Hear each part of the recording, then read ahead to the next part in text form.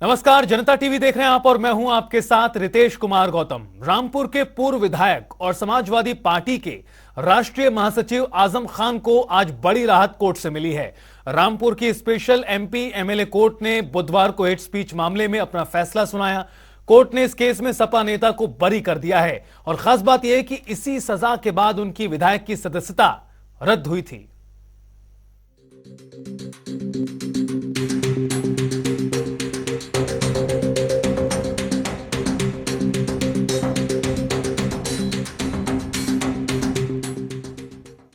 रामपुर के पूर्व विधायक और समाजवादी पार्टी के राष्ट्रीय महासचिव आजम खान को कोर्ट से बड़ी राहत मिली है। रामपुर की स्पेशल एमपी एमएलए कोर्ट ने आज हेट स्पीच मामले में अपना फैसला सुनाया। कोर्ट ने इस केस में सपा नेता को बरी कर दिया है। खास बात यह है कि इसी सजा के बाद उनके विधायक की सदस्यता रद्द हुई थी। हमारी 185 2019 क्राइम नंबर की अपील थी, उसका जजमेंट था और जजमेंट में हमारे फेवर में है। माननीय न्यायालय द्वारा हमारा एक्विटल कर दिया गया है और हमें दोष मुक्त कर दिया। तो क्या मामला था इसमें, क्या हेट स्पीच से रिलेटेड मामला था, तो थाना में लगना पंजीकृत हुआ था, जिसमें हमें लोअर कोर्ट से कन्विक्शन हुआ था। उसकी हमने अपील स्पेशल जज एमपी एमएलए के यहाँ फाइल करी थी और हमने डिटेल आर्गूमेंट्स करे थे और बहुत सी चीज़ें हमने अदालत के सामने रखी थी। उन सब चीज़ों को अदालत ने हमारी माना है और हमारा एक्विटल कर दिया है। लोअर कोर्ट से क्या फैसला दिया गया था इसमें? लोअर कोर्ट से हमें कन्विक्शन कर दिया गया था। कितने साल का? 3 साल का कन्विक्शन। तो अब ये यहाँ से बरी कर दिया गया था? यहाँ पर अच्छा, अब जो सदस्यता है आजम खान की, इसके लेकर कोई इफेक्ट पड़ेगा क्या? हमें फिलहाल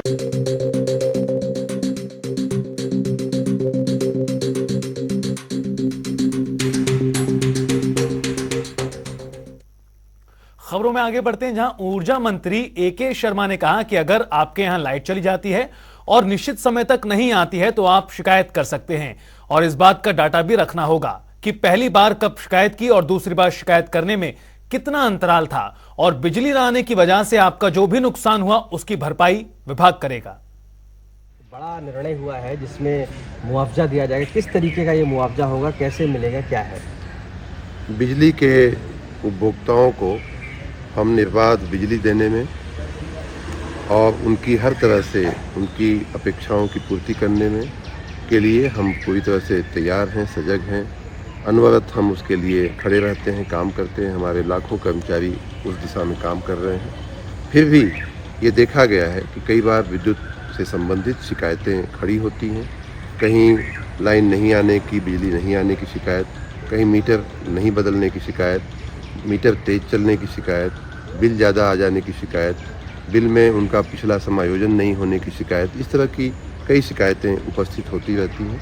उन शिकायतों के निस्तारण के लिए भी हमने कई सारी व्यवस्थाएं खड़ी की हुई हैं। 1912 की व्यवस्था है जहां आप अपना फ़ोन करके अपनी शिकायत लिखा सकते हैं। संभव की व्यवस्था हमने ऑनलाइन शुरू की है, जिसे मैं स्वयं मॉनिटर करता हूं।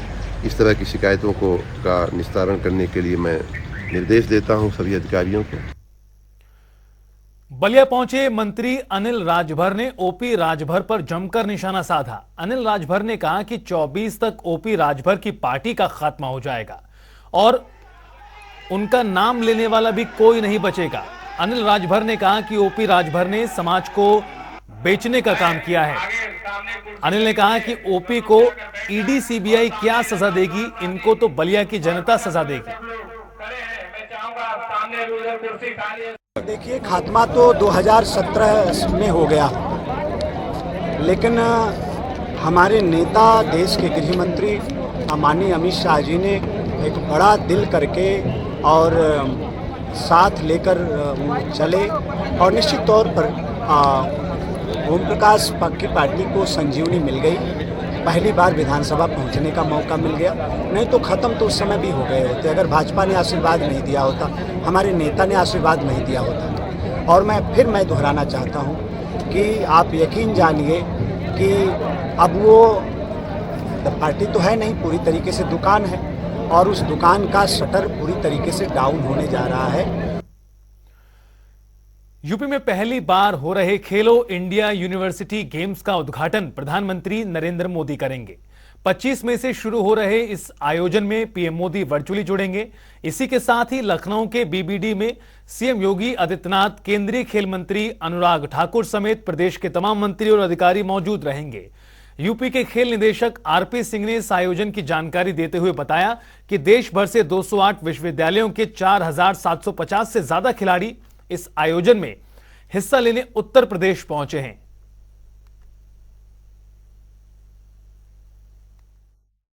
देखिए, सबसे बड़ी बात है कि अभी तक के जो भी विश्वविद्यालय गेम हुए थे, खेलो इंडिया यूनिवर्सिटी गेम, सबसे ज्यादा यूनिवर्सिटी 208 विश्वविद्यालय की टीमें प्रतिभाग कर रही हैं और इसमें 4900 के लगभग खिलाड़ी, 1600 के लगभग ऑफिशियल, वॉलंटियर्स सभी इसमें प्रतिभाग कर रहे हैं। चंदौली के सकलडीहा से सपा विधायक प्रभु नारायण यादव को 3 महीने की सजा मिली है। आपको बता दें कि सीजेएम कोर्ट चंदौली ने फैसला सुनाया है, निजी मुचलके पर रिहा किए गए हैं। विधायक ने कोर्ट के आदेश को उच्च न्यायालय में चुनौती देने की बात कही है।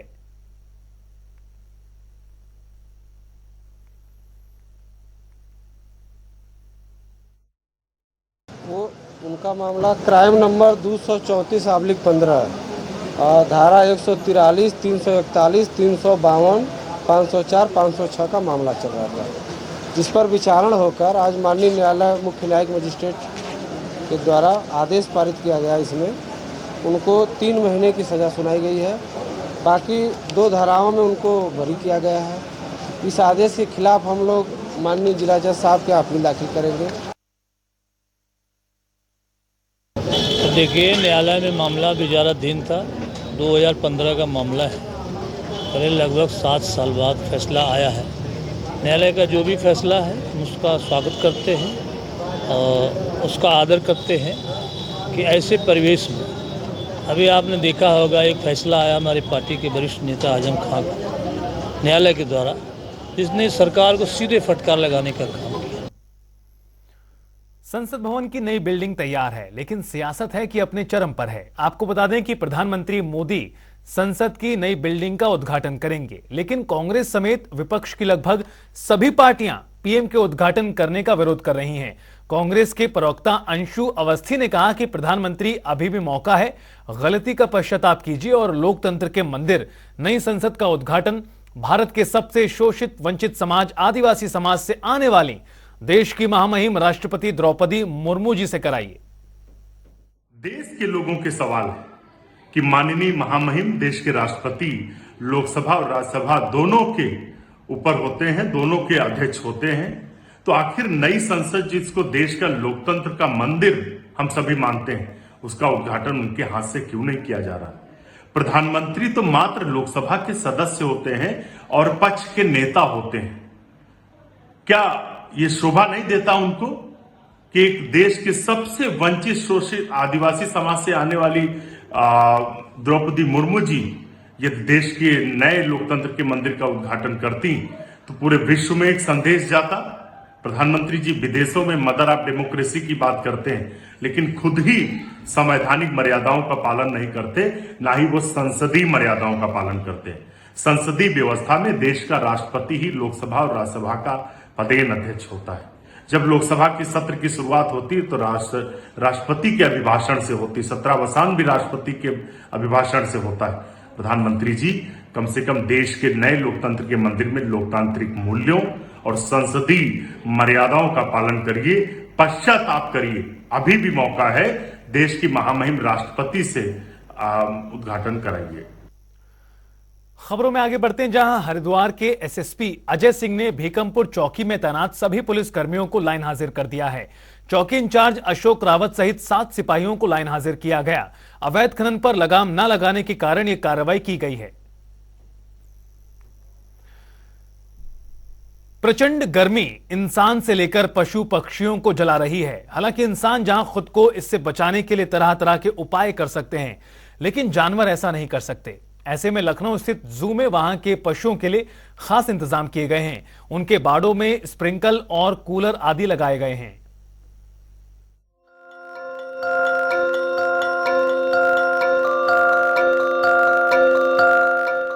प्रचंड गर्मी इंसान से लेकर पशु पक्षियों को जला रही है। हालांकि इंसान जहां खुद को इससे बचाने के लिए तरह तरह के उपाय कर सकते हैं, लेकिन जानवर ऐसा नहीं कर सकते। ऐसे में लखनऊ स्थित जू में वहां के पशुओं के लिए खास इंतजाम किए गए हैं। उनके बाड़ों में स्प्रिंकलर और कूलर आदि लगाए गए हैं। पानी में रहने वाले जानवरों की सुविधा के लिए दोपहर के समय लगातार पानी को बदला जाता है, जिससे पानी का तापमान बढ़ने से इन्हें दिक्कत न हो। इसके साथ ही उनके खान पान का भी खास ख्याल रखा जा रहा है। लखनऊ प्राणी उद्यान के उप निदेशक डॉक्टर उत्कर्ष शुक्ला ने इस संबंध में जानकारी दी है।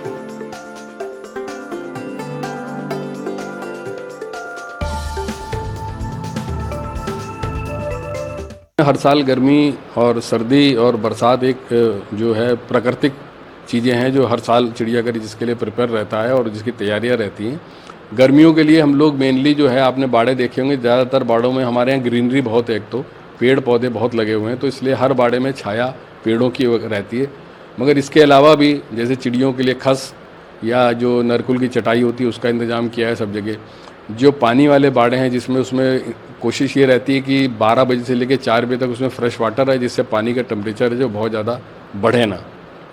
इसके साथ ही जो स्प्रिंकलर्स आपने कई जगह लिखे होंगे, जो फुहारे लगे हुए हैं वो नमी रखते हैं सारे बाड़ों में और वो चलते रहते हैं हर जगह। माइक्रो स्प्रिंकलर इसी तरह लगे हुए हैं।